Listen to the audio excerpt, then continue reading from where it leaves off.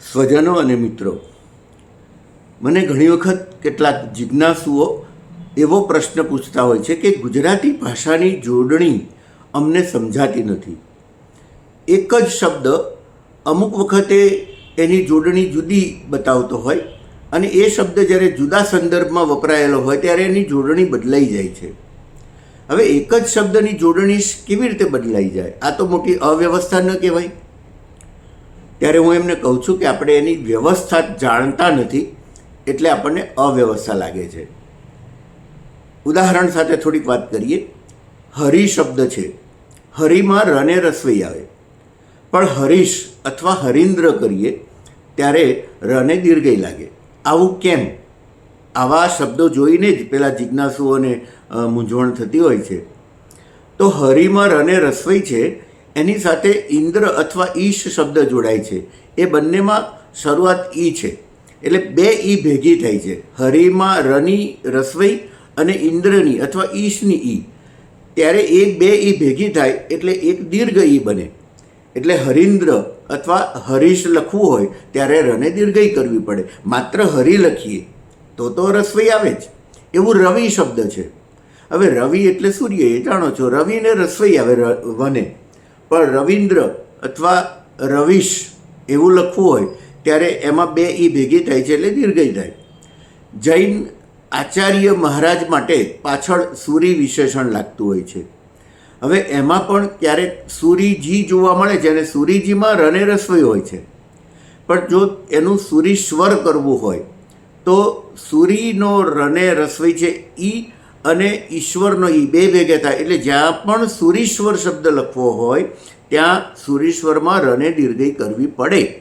આ બહુ સામાન્ય વસ્તુ છે. બે ઈ ભેગી થાય તો એક દીર્ઘ ઈ બને. આ વ્યવસ્થા આપણે જાણીએ તો આપણને ગુજરાતી ભાષાની જોડણીમાં અવ્યવસ્થા નહીં દેખાય.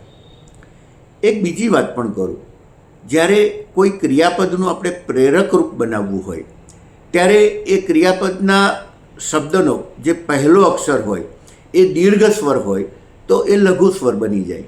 દાખલા તરીકે પીવું, પાણી પીવું, તો આપણે પને દીર્ઘઈ કરીએ છીએ, પણ જ્યારે એમ કહેવું હોય કે મારાથી આટલું બધું પાણી નહીં પીવાય અથવા મારાથી આ કડવી દવા નહીં પીવાય, ત્યારે પીવાય એ પ્રેરક રૂપ થયું એટલે ત્યાં રસવઈ કરવી પડે.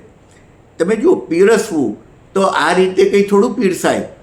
જ્યારે પ્રેરક રૂપ બને ત્યારે પને રસવઈ થઈ જાય. આપણે બે શબ્દો બહુ જાણીએ છીએ. જીવવું, તો ભાઈ જીવવુંમાં જને દીર્ઘઈ છે, પણ આ રીતે તો મારાથી નહીં જીવાય એમ જ્યારે કહેવું હોય ત્યારે જીવાયમાં જને રસવઈ થશે. જીતવું, ટુ વિન, એટલે જીતવુંમાં પણ જને દીર્ઘઈ છે, પણ જ્યારે એનું પ્રેરક રૂપ બને તો જીતાયેલા હૃદયો ઉપર રાજ કરવું, તો એમાં જને રસવઈ લાગે. એટલે કે પ્રેરક રૂપ બને જ્યારે ક્રિયાપદમાં, ત્યારે ક્રિયાપદના શબ્દના પ્રથમ અક્ષર જો દીર્ઘ સ્વર લાગેલો હોય તો એ લઘુ સ્વર બને.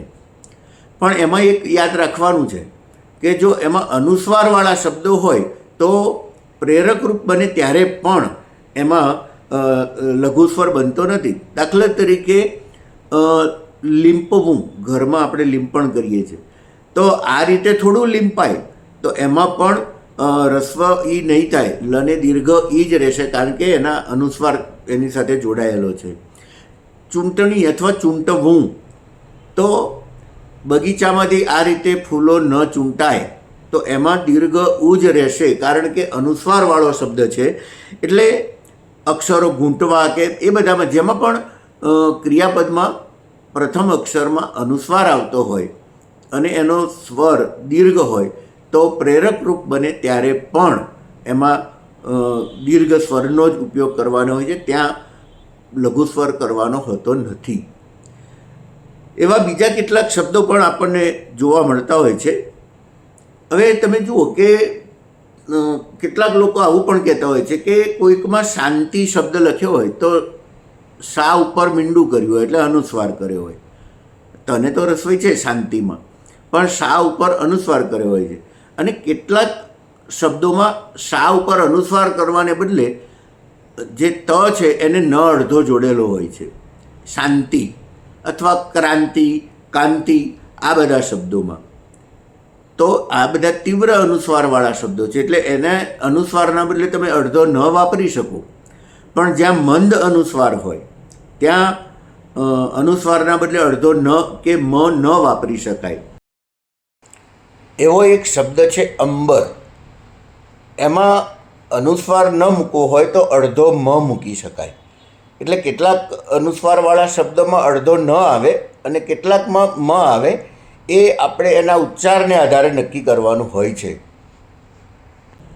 દાખલા તરીકે ગાંધીજી શબ્દ છે, તો એમાં તમારે ગા ઉપર અનુસ્વાર જ કરવું પડે.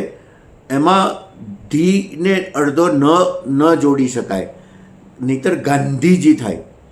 ગાંડો માણસ, તો ગાંડો માણસ નથી કહેતા આપણે. એમાં ગા ઉપર જે અનુસ્વાર છે એ મંદ અનુસ્વાર છે, એટલે આપણે ત્યાં આગળ એના બદલે અડધો ન કે અડધો મ ન વાપરી શકીએ.